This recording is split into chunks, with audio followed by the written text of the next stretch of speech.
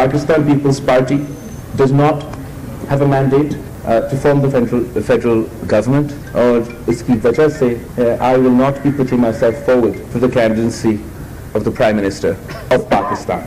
There are two other groups, the Independent Group and Muslim League Nawaz, that have more numbers than the Pakistan People's Party in the National Assembly. The PTI has announced that they will not engage in a dialogue with the Pakistan People's Party, and that rules out the possibility of an independent-led government and of a PTI-led government. The Pakistan People's Party would be willing to support on an issue-to-issue basis, and in the case of important votes, a candidate for the Prime Minister of Pakistan. हमारी दो parties के साथ उन्होंने approval की है। Centre में और पंजाब में हम MWM के साथ कोalition बनाएंगे, सेंटर और पंजाब में, और KP में रिजर्व सीट्स के लिए हम जमात इस्लामी के साथ कोalition बनाएंगे। अस्सलाम वालेकुम and a very warm welcome. आप देख रहे हैं स्पॉटलाइट, मैं हूं Sidra Iqbal and after a very exciting chaotic और साथ साथ कहना चाहिए कि पेशेंस को हमारी टेस्ट करने वाला election round, we are finally in round 2 which is all about the formation of government. और इसके इर्द गिर्द भी काफ़ी अभाम मौजूद है क्योंकि क्लियर मैंडेट किसी भी लीडिंग पोलिटिकल जमात के पास नहीं है। यह और बात है कि हर एक का अलग अलग नैरेटिव है। कुछ अगेन अगर PTI की बात की जाए तो वो आज भी मानती है कि उनका मैंडेट चुराया गया था। अगर हम उनके चेयरमैन की स्पीचेस की तरफ देखें तो कहा जा रहा है कि तकरीबन 180 सीटें मौजूद हैं PTI बैक्ड इंडिपेंडेंट्स के पास, और वहाँ पे भी काफ़ी गहमा गहमी है। लेकिन आज होने वाली प्रेस कॉन्फ्रेंस जिसमें बिलावल भुट्टो जरदाई साहब मीडिया से गुफ्तगू कर रहे थे, कुछ हिकमत अमली आमने यानी हमारे सामने आई। हमने ये भी देखा कि बिलावल भुट्टो जरदाई साहब ने बड़ा मैच्योर स्टैंड थ्रू आउट लिया गया, और ये बात भी आया है कि तमाम सूबों की तरफ देखा जाए या वफाक की तरफ देखा जाए तो पाकिस्तान पीपल्स पार्टी के बगैर किसी भी पार्टी के लिए हुकूमत बनाना मुश्किल होगी। लेकिन आज के प्रेसर में उन्होंने क्लियरली ये अनाउंस किया कि पाकिस्तान पीपल्स पार्टी कोई भी विफाकी वजारत नहीं लेगी, लेकिन इनकी ख्वाहिश होगी कि जब प्रेसिडेंसी के इलेक्शंस हों तो उसमें साबिक सदर जरदाई साहब भी उसमें नॉमिनेट हों, क्योंकि वो समझते हैं कि पाकिस्तान जिन हालात से गुजर रहा है सिवाय सदर जरदारी के किसी के पास वो एक्सपीरियंस मौजूद नहीं है। इट इज़ वेरी इंटरेस्टिंग कि उन्होंने ये भी कहा कि नई सोच और मुफाहमत जिसकी वो बात करते रहे हैं और नफ़रत को अगर पीछे करना है तो बहुत ज़रूरी होगा कि आगे प्रोग्रेसिवली देखा जाए, मुल्क को इस सियासी और इक़्तिसादी बहरान से निकालें। लेकिन तमाम बड़ी जमातें क्या सोच रही हैं, और सबसे बढ़कर ये कि पाकिस्तान की 25 करोड़ की आबादी, जिसमें हमने कहा आपको बार बार बताया कि इस दफ़ा जो वोटर्स हैं 18% ऐसे वोटर्स हैं जो पहली दफ़ा वोट दे रहे थे, 18 से 25 साल की उम्र के थे। तो वो क्या सोच रहे हैं after this cycle, we'll talk about that. लेकिन more importantly we'll keep you posted on the development and how the government will be formed. आज हमारे साथ पैनल में मौजूद हैं जनाब राना एहसान अफजल साहब, आपका ताल्लुक पाकिस्तान मुस्लिम लीग से है। बहुत बहुत शुक्रिया राना साहब आपकी मौजूदगी का। इसके अलावा स्टूडियोज़ में मुझे ज्वाइन कर रहे हैं सेनेटर हुमायूं महमद, आपका ताल्लुक PTI से है, बहुत शुक्रिया आपकी आमद का भी। And last but definitely not the least, Pakistan peoples party को मेरे पैनल में रिप्रेजेंट कर रही हैं सीनियर रिप्रेजेंटेटिव शर्मिला फारूकी साहिबा, आपकी आमद का भी बहुत बहुत शुक्रिया। शर्मिला, अगर आपसे शुरुआत करना चाहूँ, एक दफ़ा फिर पाकिस्तान पीपल्स पार्टी मुफाहमत के लिए हाथ आगे बढ़ा रही है, लेकिन थ्रू आउट द कैंपेन आपने ये मौक़िफ़ पाकिस्तान पीपल्स पार्टी ने अपनाया कि देखें इसका नुकसान पाकिस्तान पीपल्स पार्टी ने सियासी तौर पर उठाया, आप सिर्फ सिंध तक मुहीत हो गए, जबकि बिलावल साहब ने पूरी मुल्क गिर एक कैंपेन चलाई। एक दफ़ा फिर इस मुफाहमत से क्या आपको सियासी नुकसान तो नहीं उठाना पड़ेगा? जी बहुत शुक्रिया सिद्रा। पहले तो मैं ये तासुर जरा सा सही कर दूं कि पाकिस्तान पीपल्स पार्टी सिर्फ सिंध तक महदूद नहीं हुई।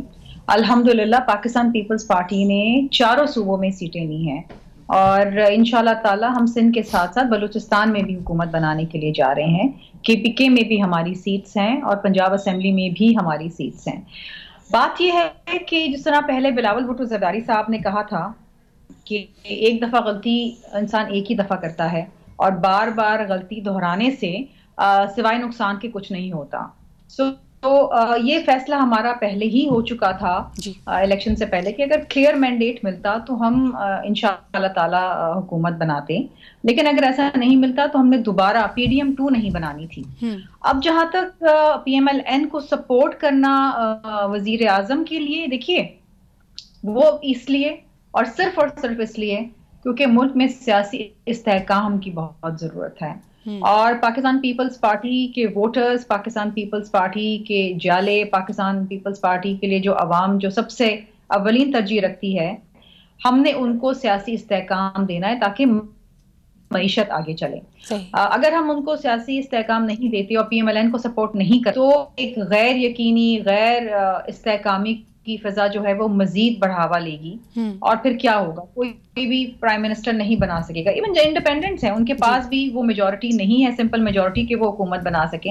हम री इलेक्शन की तरफ चले जाएंगे और इस वक्त पाकिस्तान में इतने महंगे इलेक्शंस हुए हैं, दोबारा बार बार हर 2, 4, 6 महीने बाद हम इलेक्शन में नहीं जा सकते। ये अवाम जो है इंतजार कर रही है कि कोई स्टेबल गवर्नमेंट आए और मईशत का पहिया आगे चले, मुल्क में बेरोजगारी, गुर्बत का खात्मा हो, महंगाई कम हो, ताकि लोग अपना गुजर बसर कर सकें। बिल्कुल सही। अच्छा शर्मिला, ये बात मैं अब आगे लेके जाना चाहूंगी पैनल पे, राना एहसान साहब की तरफ। मुझे ये बताइए कि बड़ा क्लियर स्टेटमेंट दिया था शहबाज शरीफ साहब ने कि अगर सिंपल मेजॉरिटी नहीं मिलती तो फिर नवाज शरीफ साहब प्राइम मिनिस्टर नहीं होंगे। अब क्योंकि एक मखलूत हुकूमत बनेगी, सपोर्ट आपको हासिल है पाकिस्तान पीपल्स पार्टी की, लेकिन एक दफ़ा फिर वो एम्फोसाइज कर रहे हैं कि प्रॉबली चौथी दफा फिर हम नवाज शरीफ साहब को एज प्राइम मिनिस्टर देख सकते हैं।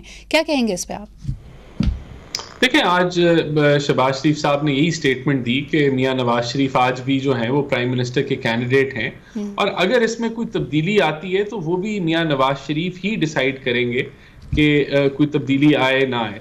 बहरहाल आज जो स्टेटमेंट जो बिलावल भुट्टो ने दी, बिलावल भुट्टो जरदारी साहब ने दी, वो एक पॉजिटिव स्टेटमेंट है कि मुल्क को वो आगे लेके जाना चाहते हैं और जो उन्होंने कहा कि वो सपोर्ट लैंड करेंगे। हमारे पास बहुत सारे इंडिपेंडेंट्स भी राब्ते में हैं और PMLN इस वक्त सिंगल लार्जेस्ट पार्टी वफाक में जो है एक बड़े नंबर के साथ है और भी बहुत इंडिपेंडेंट्स हैं जो राब्ते में हैं और ज्वाइन करना चाह रहे हैं PMLN को। तो उसके साथ हम दीगर और भी जमातों के साथ राब्ते में हैं, JUIF के साथ हैं, MQM के साथ हैं और जो जमातें जिन्होंने सीट्स ली उनके साथ भी राब्ते में हैं। तो देखते हैं कि आगे वाले जो चंद घंटे या दिनों के अंदर क्या फाइनल शक्ल ये लेती है। बहरहाल PMLN जो है वो बिल्कुल काविश कर रही है कि वफाक में वो हुकूमत फॉर्म करे और हमारी भी तरजीह जो है वो पॉलिटिकल स्टेबिलिटी है। हमारी तरजीह यही है कि मुल्क आगे बढ़े और कंसेंसस के साथ आगे बढ़े। तो हम सारों को हमने दावत दी है। मियां नवाज शरीफ की जो तकरीर थी इलेक्शंस के बाद वो यही मैसेज था कि हम सबको साथ लेके चलना चाहते हैं और उसी पे काम। लेकिन ये जितना आसान है कहना, मेरे ख्याल में एहसान साहब आप एग्री करेंगे, ये इतना आसान होगा नहीं। सेनेटर साहब की तरफ आना चाहूँगी। सेनेटर हुमायूं, आप क्या समझते हैं? पहले आपका कमेंट चाहूँगी MQM की 17 सीटों के ऊपर, यानी कराची को अगर मैं देखती हूँ, आई एम फ्रॉम कराची, तो 22 सीटें बनती हैं जिसमें से 17 MQM ने जीती हैं। और बड़ा इंटरेस्टिंग आज मैं एक एनालिसिस देख रही थी कि बाकी जो 4 सीटें हैं उसमें लगभग कई ऐसी जगह है जहाँ उनको 500 या 300 से ज़्यादा वोट नहीं मिले। तो ये बड़ी एक एनॉमली हमारे सामने आ रही है। होता भी है, हो सकता है कि इनके मजबूत हल्के ना हो, लेकिन रऊफ भाई बड़ा नाम, कई ऐसे नाम जो हम एक्सपेक्ट नहीं कर रहे थे कि इतने कम वोट उनको पड़ेंगे, ऐसा हुआ। सबसे पहले आप किस तरह देख रहे हैं MQM और PMLN की मुलाकातों को and the possibility that they will join hands? बिस्मिल्लाहिर्रहमानिर्रहीम। देखिए, अगर हम किसी चीज़ के ऊपर कमेंट करते हैं तो हम देखते हैं कि मुख्तलिफ लोगों के क्या बयानात थे। ठीक है, जैसे आपने कहा कि जब हमने ये देखा है कि उनके बाज़ हलकों में, अब ये याद रखिए ये कराची वो है जहाँ से MQM हमेशा मतलब 2.5 लाख वोट लेती थी। अब अगर 2.5 लाख किसी हलके में वो कम हो के वहाँ पे 200, 250, 300, 500, 2000, 2500 हो गए, so that means there is something either cooking or something not right. मैं तो इसलिए ऐसे देखता हूँ। अब उसके बाद मैं फिर GDA वालों का बयान देखता हूँ कि उन्होंने कहा कि उनको ऑफ़र हुई थी कि अगर आप ये काम कर लोगे तो जैसे हमने MQM को 15 सीटें दे रहे हैं तो आपको भी हम इतनी सीटें दे देंगे। एंड नाइस ऑफ देम कि उन्होंने एक प्रिंसिपल स्टांस लेकर उन्होंने कहा कि थैंक यू वेरी मच, हम अपने बलबूते पे जो करेंगे, हम ये नहीं करेंगे। तो और तरीके इंसाफ का और जमात इस्लामी का, और अगर आई एम श्योर इलेक्शंस में, sir sorry to interrupt you, बड़ा भारी मैंडेट पीटीआई को भी कराची से मिला था। उधर what happened to all the voters? वही हुआ ना, ये 17 सीटों में से 15 सीटें जो उनको दी गई है, वो 15 सीटें जो हमारी निकाली गई है। अच्छा जी, आपका पॉइंट ऑफ व्यू आ गया सर। मैं जल्दी से शर्मिला की तरफ जाना चाहूंगी। शर्मिला, आप भी एक फ्रेंडली सपोर्ट दे रहे हैं टू द प्राइम मिनिस्टरशिप अगर पीएमएलएन के साथ बैठते हैं। एमक्यूएम भी साथ होती है, और एमक्यूएम बड़ा कैटेगोरिकली कह रही है कि उनके इत्तेहाद की वजह जो बल्दियाती निज़ाम के ऊपर पीएमएलएन का एक स्टांस है, और ख़ास तौर पे जो उनके मंशूर में भी नज़र आया, और wouldn't that create some kind of conflict and skirmish in Sindh and especially Karachi? देखिए सिद्रा, एमक्यूएम की अपनी सियासत है, वो उसके ऊपर क्या तबसरा मैं करूं, उनके लोग बेहतर कर सकते हैं। वो क्या कहते हैं, क्या करते हैं इवेंचुअली। देखिए पिछले कई सालों से, बल्कि almost 20 years we've seen general Musharraf के टाइम से, उनकी सियासत ये है कि जो भी हुकूमत में आता है उसके साथ वो इत्तेहाद बना लेते हैं। पिछले 20-22 साल से तो वो हुकूमत में ही रहे, चाहे पीएमएलएन हो, पीटीआई हो, पीपल्स पार्टी हो, पीडीएम हो, they have always been in power.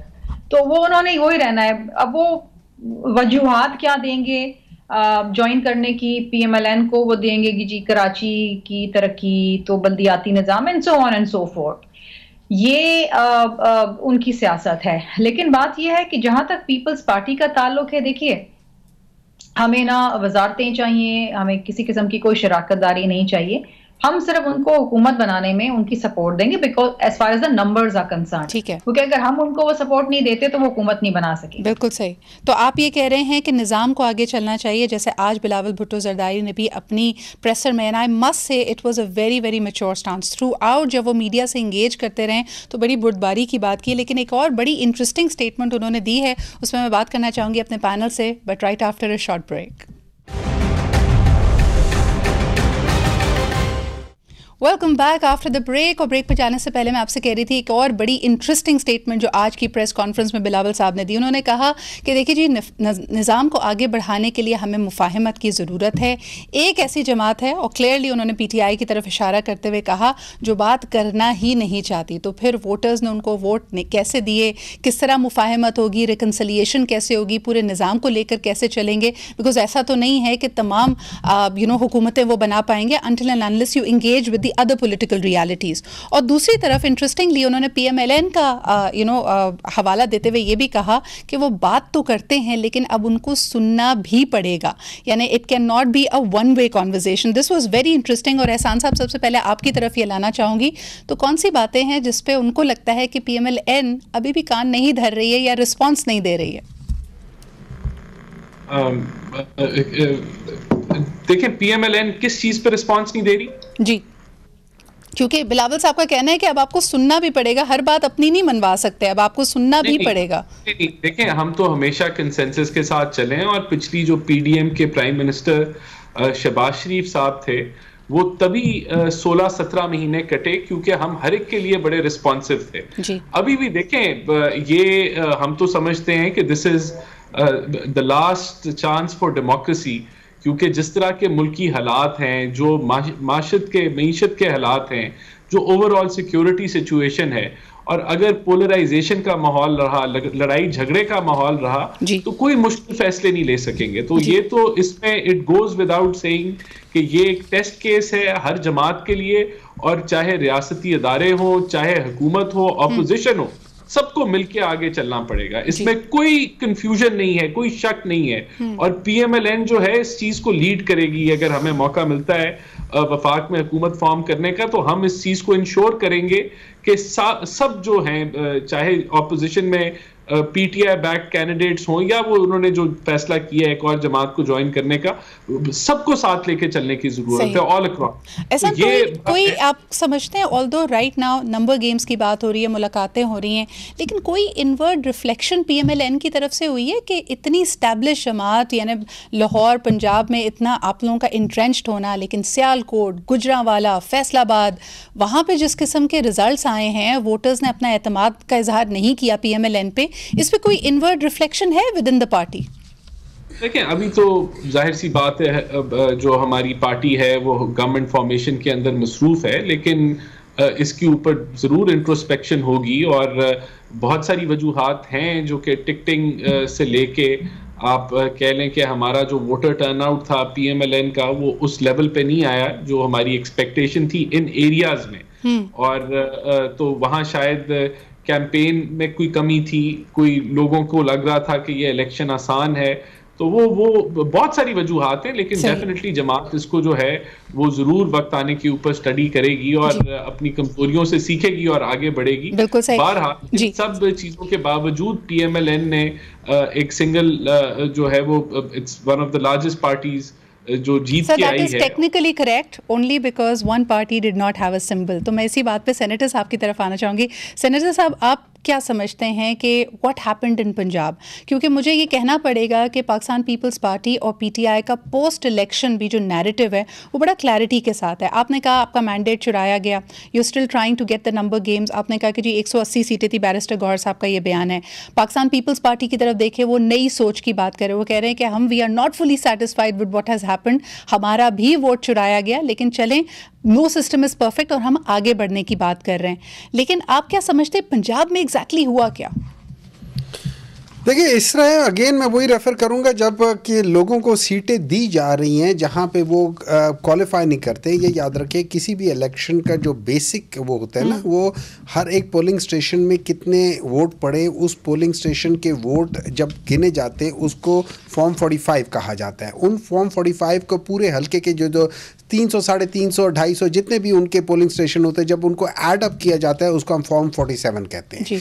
जब आपके फॉर्म 45 जो हैं, जब ख़ास तौर पे जब वो आपस में जब वो आप ऐड अप करते हैं और वो ऐड अप नहीं हो रहा, मेरे पास जो है मैं जीत रहा हूँ लेकिन दूसरे फॉर्म में आपको जिताया जा रहा है, अच्छा अब उसमें कहते हैं कि मेरे फॉर्म गलत है और आपके ठीक है, तो जो तीसरा कैंडिडेट है उसमें जो कि आइदर पीपल्स पार्टी का था जैसे या किसी भी और पार्टी का था, उनके जब हम फॉर्म्स 45 देखते हैं तो वो मेरे PTI के फॉर्म 45 के साथ मैच करते हैं। तो फिर क्या है, तो उस लिहाज से हमें ये समझ आती है कि हमारा एक क्लियर मैंडेट था जो कि 40 to 45 नेशनल असेंबली की seats all over Pakistan, including Karachi जिसमें कोई 15 के करीब है और बाकी पंजाब में से जिसमें मेरे ख्याल में कोई 25-30 के करीब हैं, 1-2 KP में से हैं वो है। तो अगर हम उस लिहाज से करें तो we can actually do that thing. लेकिन देखिए, आपने जो बात की थी, बिलावल भुट्टो साहब की बात की थी कि हम लोग पार्ट नहीं होंगे लेकिन हम वोट दे देंगे। देखिए, you don't have to vote even, अगर आप पार्ट नहीं होने चाहते, जो मैक्सिमम वोट ले लेगा तो वो खुद ब खुद प्राइम मिनिस्टर हो जाएगा। If you do not want to be part of it तो don't vote for anyone, just sit in the opposition, you don't have to vote. और उसमें सुन ले, देखिए हम उनसे बात करने की बात और है लेकिन उनके साथ मिलके कोलिशन बनाना और बात होती है, ठीक है। लेकिन मुझे जो नजर आ रहा है, they are still trying to negotiate, they will not be part of the government but they are bargaining for the presidency. So yes, I will vote for your candidate, you vote for my candidate in presidency, तो it's still a bargain, ठीक है। It's not, ये उसूल की सियासत ऐसा सच नहीं है। अगर उसूल की सियासत होती तो वो कहते हैं कि जी हम बीच में वोट नहीं डालेंगे, उनमें से अब फॉर टेक्निकल रीजन जैसे सारे लोग कह रहे हैं कि ये आज़ाद है, पीपल पाकिस्तान तहरीक इंसाफ उधर है, वो सारे जो पाकिस्तान तहरीक इंसाफ बैक्ड है जो हमसे गलत तरीके से हमसे बल्ले का निशान ले लिया था, thank you very much chief justice साहब, जिस लिहाज से ले लिया था, हम उधर आज भी मेजॉरिटी में हैं। तो अगर पीपल्स पार्टी हट जाती है और वो वोट नहीं करती वन वे और another way, then we will make the government, फिर हमारे सबसे ज्यादा वोट्स हैं। देखिए, एक तासुर ये भी है ना कि देयर वाज वन लेसन जो शायद 2018 में, आपकी बात सही है, कैंपेनिंग पोस्चरिंग अलग होती है। आज मुझे बड़ा इंटरेस्टिंग लगा कि बिलावल साहब से पूछा गया कि आपका वाला सवाल कि जी उसूली तौर पे तो आप थ्रू आउट कैंपेन में कहते रहे हैं कि जी हम मुल्क हवाले नहीं कर सकते PMLN के, तो आज क्या हुआ? तो उन्होंने कहा देखिए, मैं इलेक्शन में था, उसमें मैं अपने हरीफ की तारीफ तो नहीं करूंगा, लेकिन मैं एक्सेप्ट करता हूं कि अगर ग्राउंड पे वोट उनको भी मिला है। The problem with the absolute stance that PTI takes is that कि आप ग्राउंड जो पॉलिटिकल रियलिटीज है, बेशक PTI के पास एक बड़ा वोट बैंक है, लेकिन PMLN के पास, पाकिस्तान पीपल्स पार्टी के पास भी एक वोट बैंक है। जब आप उनसे बात नहीं करते या किसी किसी रेकंसिलिएटरी पोजीशन पे नहीं पहुंचते तो लोग कहते हैं कि फिर ये हमेशा होगा कि आप बॉयकॉट करेंगे असेंबली का। एक मिनट है, सबसे पहले तो बात ये कि let's be clear about the federal part of it. Pakistan Tehreek Insaf has got maximum number of seats, at least 15, 16 और 18 more than the any other political party, let's say PMLN, उनसे हमारे इतने ज़्यादा हैं। अगर हम देखा जाए तो we are the single largest party, और अगर वो PML कहती है कि नहीं we are the सिंबल के लिहाज से, तो फिर तो केपी में JUI सबसे बड़ी पार्टी है, वो 7 बंदों के साथ उनको कहते हैं हुकूमत बना ले। ये चीज़ नहीं होती, आप रियलिटी की बात करें। नंबर 2, आपको किसने कहा है कि पॉलिटिक्स के लिए मैंने रिकंसिलिएशन करनी है?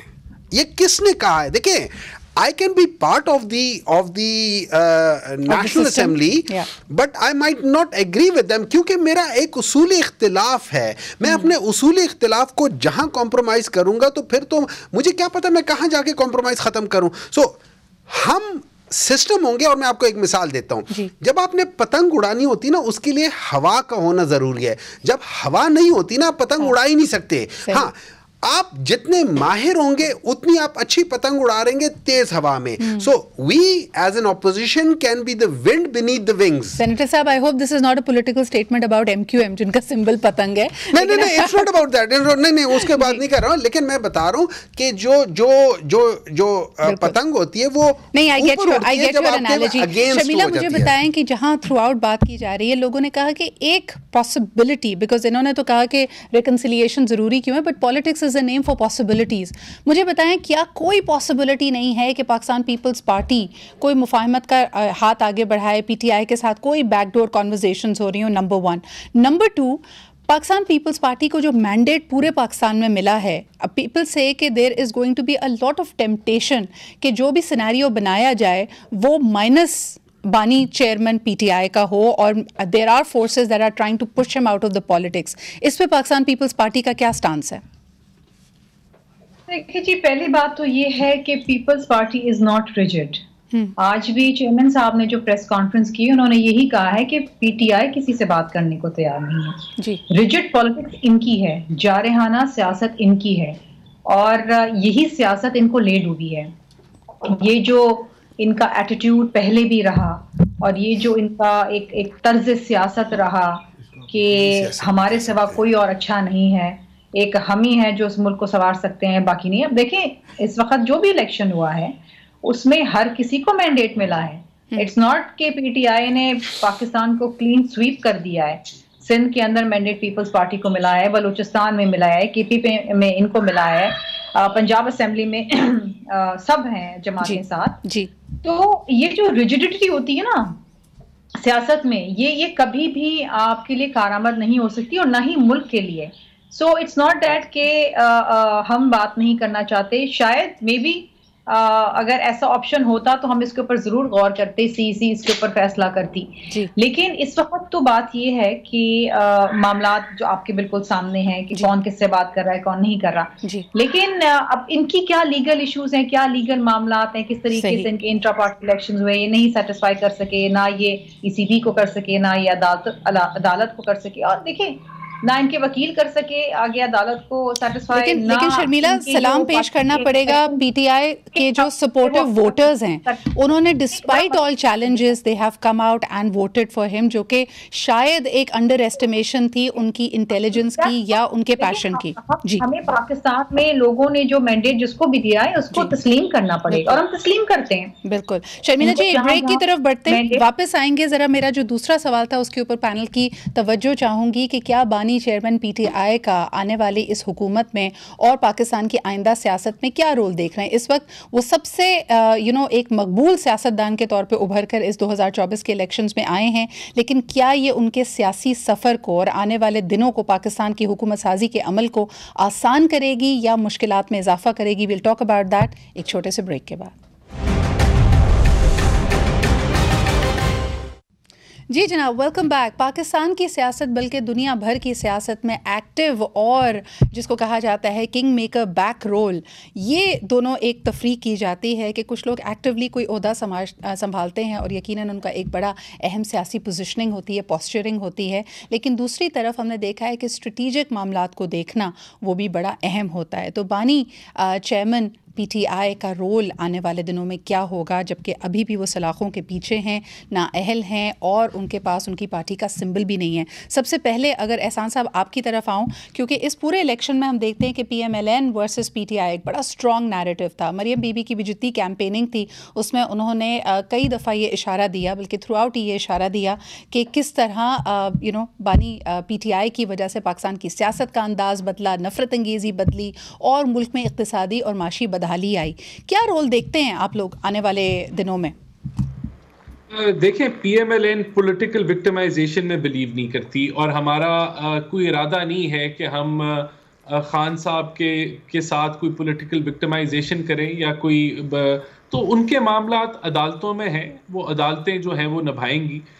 उनका रोल आज तक जो सियासत में रहा है वो बातचीत का नहीं रहा। आज भी जब PTI बात करती है हुकूमत बनाने की तो वो जो है वो ज़्यादा जो मेजर पार्टीज़ हैं उनसे बात किए बगैर या उनसे जो है वो समझती है अकेली बना लेगी, जबकि नंबर गेम इसको सपोर्ट नहीं करती। हमारी तरफ से तो बिल्कुल अगर ये बना सकते हैं बनाएं।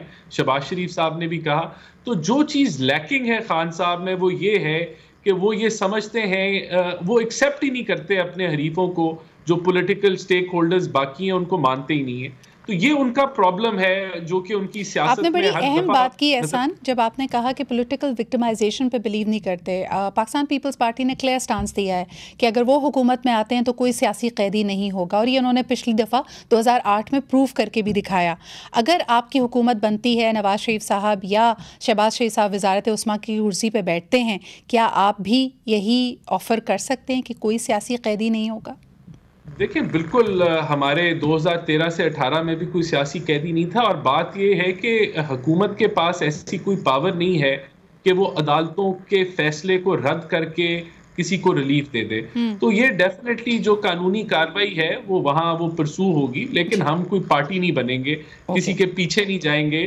तो जो मामलात हैं वो अदालतों के अंदर हैं और वही क्लियर होने चाहिए। बिल्कुल सही। सेनेटर साहब, क्या रोल देखते हैं पाकिस्तान की एक्टिव पॉलिटिक्स में खान साहब का?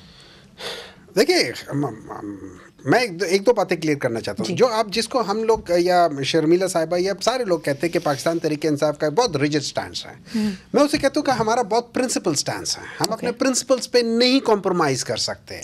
सो yes, I am rigid, but I am rigid on my principles. I am not rigid on something else. ठीक है, तो वो चीज़ है। नंबर 2, ये जब अभी राना साहब जो बात कर रहे थे कि इनका कोई वो नहीं है, क्या कह सकते हैं, लोगों के ख़िलाफ़ नहीं है या पॉलिटिकल विच हंटिंग नहीं करते, तो मैं रिमाइंड करना चाहता हूँ, मरियम नवाज़ कहती थी उनका ये मुतालबा होता था 2021-22 में, उनका मुतालबा होता था कि जब तक इमरान खान के ऊपर 200 केसेस ना करें, जब तक उनको डिस्क्वालीफाई ना करें, जब तक उनको जेल में ना डालें, जब तक आप तरीके इंसाफ को डिसमेंटल ना करें, ये इलेक्शंस नहीं होंगे।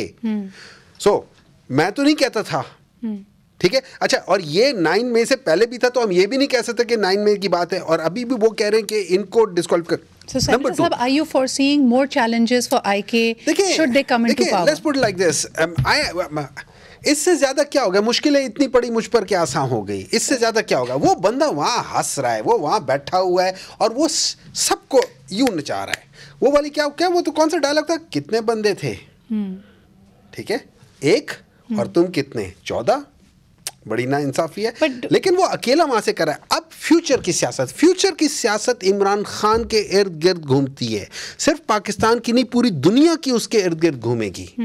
He will not only be the main player in Pakistan government, whether he is in the jail or he's outside the jail. But tell me something, कि आपने बड़ी तादाद में, आप लोगों का स्टांस ये 180 आपने सीटें ली हैं, ये गौहर साहब का मानना है, और आपने चैलेंज भी किया हुआ है कोर्ट में कई हलकों के रिजल्ट्स को। मुझे ये बताइए कि अगर इस सारी जद्दोजहद के बावजूद और आपके नैरेटिव के बावजूद कि आपका मैंडेट चुराया गया है, हुकूमत अगर बाकी पार्टीज बनाती हैं, then what is the political future for PTI? इसके बाद आपका नैरेटिव क्या होगा? क्या आप समझते हैं कि अगले इलेक्शंस में या अगली दफ़ा लोग फिर आपके लिए इसी तरह निकलेंगे? अगले इलेक्शन में इस दफ़ा आपने शुरू में बताया था कि 18% यंगस्टर्स आए हैं, राइट? फर्स्ट टाइमर्स जी। अगली दफ़ा 18 से 20% और आ जाएंगे यंगस्टर्स। वो 18-20% प्लस ये 18% 38% हो जाएंगे, and plus all the other ones. अगर आप इसको करते देखें 2013, 2018 और 2024 देखें, how PTI is getting more seats every time. There is a pattern ना, देयर इज अ प्रोजेक्शन. तो मेरे लिहाज से अगली बार तो we are you going to be a strong opposition? क्या आप ऑपोजिशन हाँ, में बैठेंगे? ये बात जरूर है कि अगर आप उनकी बात करें, उन्होंने कहा जब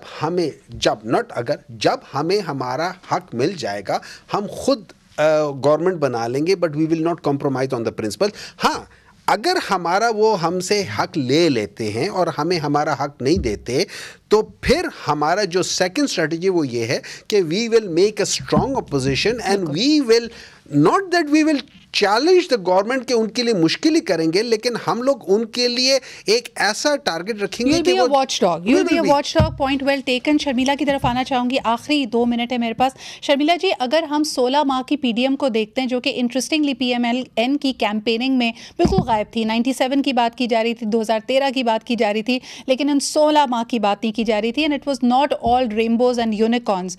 आप लोग ऑन रिकॉर्ड हैं ये कहते हुए कि जब पाकिस्तान में बदतरीन सैलाब आया 2022 में, तो जो एड और चीज़ें विफाक की तरफ से मूव होनी चाहिए थी, Pakistan peoples Party had severe reservations कि वो सपोर्ट नहीं मिल रही थी. आज जब आप वजारतें भी नहीं ले रहे, लेकिन वजारत उज़्मा के लिए पीएमएलएन को सपोर्ट करेंगे, मुश्किलें और तो नहीं बढ़ जाएंगी?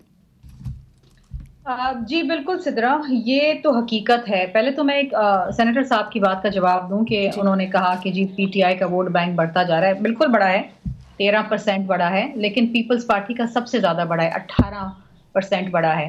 तो सिर्फ इनका वोट बैंक नहीं बढ़ा, पीपल्स पार्टी का वोट बैंक इनसे ज्यादा बढ़ा है. अब आ जाते हैं जो आपका सवाल था. देखिए बिल्कुल सही बात है, और यही वजह है कि हमारे जो मुख्तलिफ पार्टी रहनुमा हैं उनकी तरफ से शदीद इख्तलाफात थे और एतराज़ात थे कि लास्ट टाइम भी जब हम पीडीएम के गवर्नमेंट में साथ इनके बैठे थे जी, तो बहुत सारे ऐसे मसले मसाइल थे जिसपे सूबों की मदद नहीं की गई, बिलखुसूस सिंध की.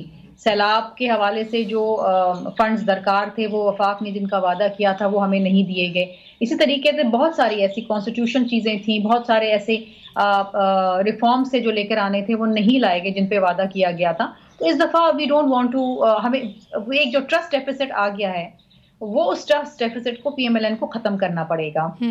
और जो कमेटी बनाई जा रही है पीपल्स पार्टी और पीएमएलएन की, वो बैठेगी, वो मुख्तलिफ इशूज के ऊपर बात करेगी और वो बात करके मसाइल हल करके ही आगे चलेगी, because that is the only way forward. और कोई तरीकेकार है नहीं सिद्रा. बिल्कुल. और शर्मिला जी, दिस इज जी तो लेकिन हाँ जी, बात ये है कि अगर हम नहीं बैठते इनके साथ, इनको सपोर्ट नहीं करते to bring in a prime minister, the system will collapse. You are absolutely right. Sharmila, point well taken. Thank you very much for emphasizing on that. और आप तीनों मेहमानों का शुक्रिया अदा करना चाहूँगी. तीनों जमातें इस बात पे emphasize कर रही हैं कि वो उसूली सियासत कर रही हैं. उसूलों में फ़र्क है, पर्सपेक्टिव में फ़र्क है, लेकिन यही जमहूरियत का हुस्न है. पाकिस्तान को बढ़ना है एक स्टेबल पॉलिटिकल हुकूमत की तरफ. उसके लिए कुछ कॉम्प्रोमाइज़, कुछ रिकन्सिलिएशन, कुछ मुफाहमत तो करनी पड़ेगी. We'll bring you the latest in this process. लेकिन आज के लिए इतना ही. मुझे इजाज़त दीजिए. इंशाअल्लाह ताला कल आपसे फिर मुलाकात होगी. खुदा हाफ़िज़.